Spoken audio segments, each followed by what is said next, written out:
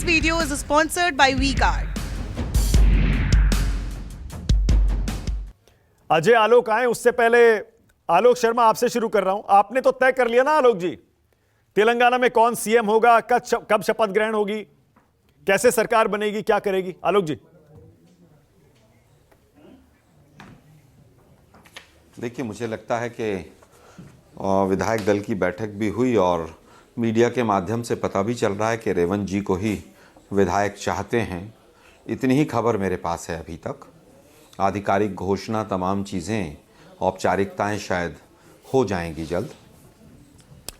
आलोक जी, अब तेलंगाना पर जाहिर है, मुझे लगता है कि सूत्रों से खबर आ गई, कुछ एक नेता तेलंगाना के, दिल्ली के बता भी रहे हैं कि हाँ, आप सही कह रहे हैं, रेवंत रेड्डी का नाम तय है, शपथ ग्रहण की तारीख भी 7 तारीख तय हो गई है और दिल्ली से बहुत सारे बड़े बड़े नेता भी शपथ ग्रहण में शामिल होने के लिए जाएंगे। काफी डिटेल्स आ चुकी हैं।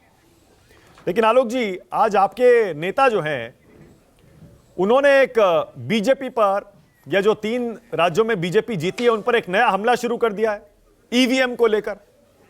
क्यों आलोक जी? तेलंगाना में भी तो आप जीते हैं, वहां सरकार बना रहे हैं खुशी खुशी, और बाकी 3 राज्यों में हारे हैं, वहां ईवीएम को दोष देने लगे, ऐसा क्यों? देखिए मानक जी, ऐसा है, ईवीएम की स्पष्ट कुछ चीज़ें सामने नज़र आ रही हैं और ख़ास तौर पर मध्य प्रदेश में। राहुल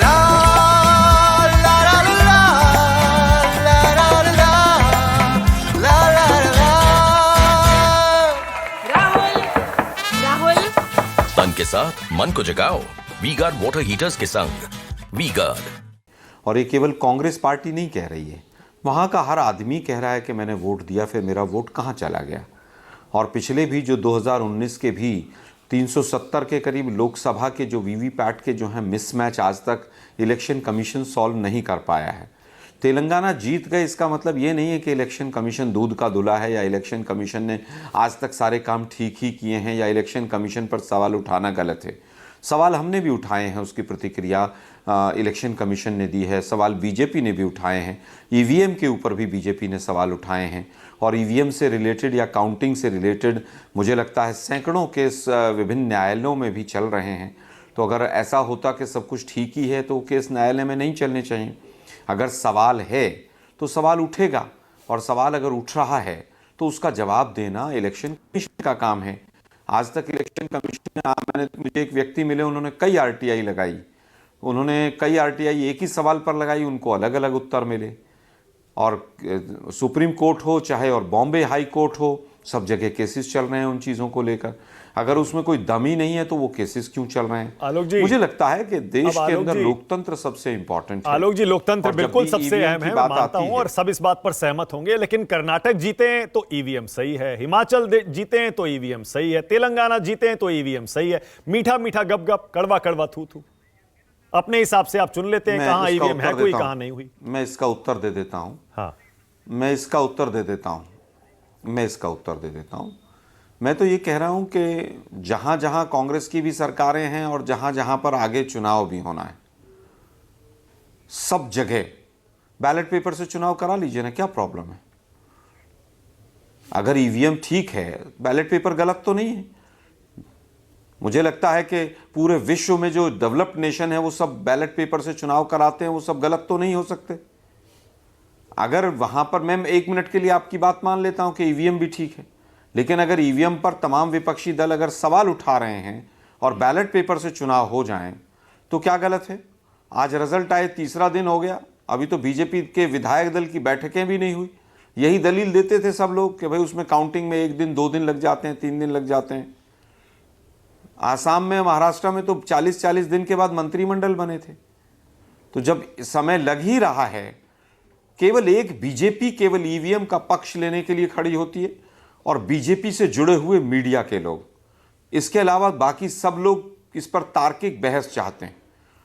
बीजेपी और बीजेपी से जुड़े हुए तमाम मीडिया के साथी यही सवाल पूछते हैं जो आप पूछ रहे हैं मुझसे, कि वहां जीत गए तो फिर क्या हो गया?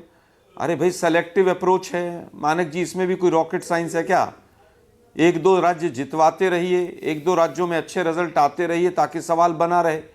अगर सवाल मूल सवाल है तो उस सवाल का निवारण होना चाहिए। मैं ये नहीं कह रहा कि ईवीएम में सारी घपले हो गए हैं, मैं बिल्कुल नहीं कह रहा।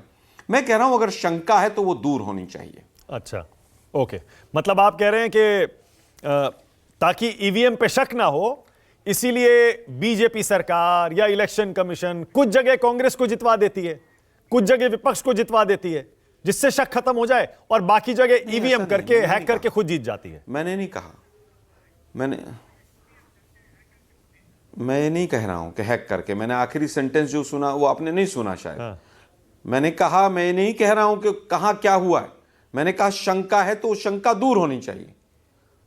केवल एक राज्य अगर कांग्रेस जीत गई है तो ईवीएम ठीक है, इसका प्रमाण नहीं मिलता है, इसका सर्टिफिकेट नहीं मिलता, मेरा यह कहना है।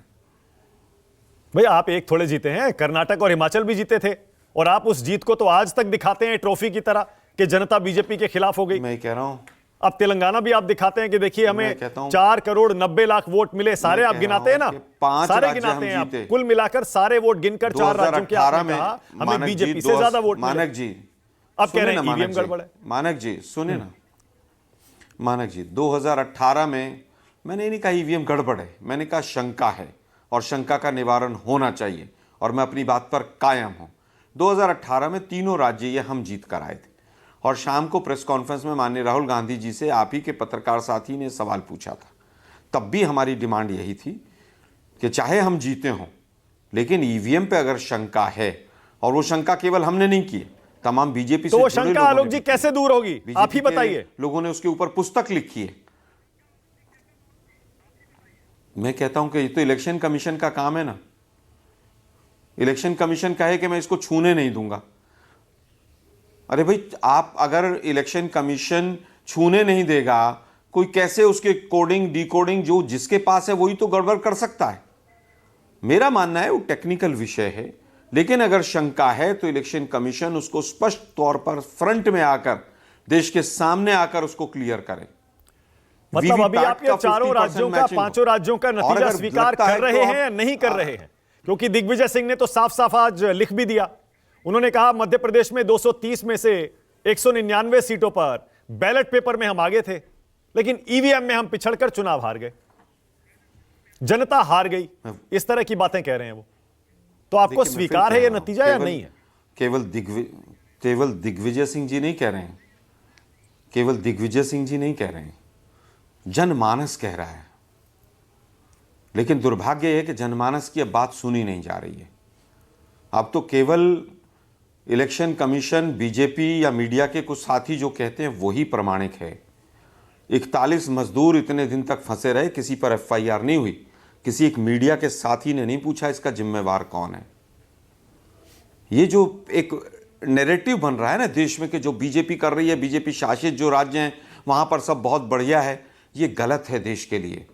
और ये आज कांग्रेस आवाज उठा रही है, कल को देश उठाएगा, लेकिन उस समय तक शायद बहुत देर हो चुकी है। Ajay Alok, doctor Ajay Alok, TV show बता दीजिए जिसने कहीं पर भी ये दिखाया हो कि 41 लोग जो फंसे वो किस कंपनी के थे। किसी ने कंपनी का नाम तक नहीं बताया टीवी चैनल्स पे। ओके, डॉक्टर अजय आलोक, किसी ने नहीं कहा कि उस कंपनी की क्या जिम्मेवारी। Ajay Alok, this video is sponsored by V guard.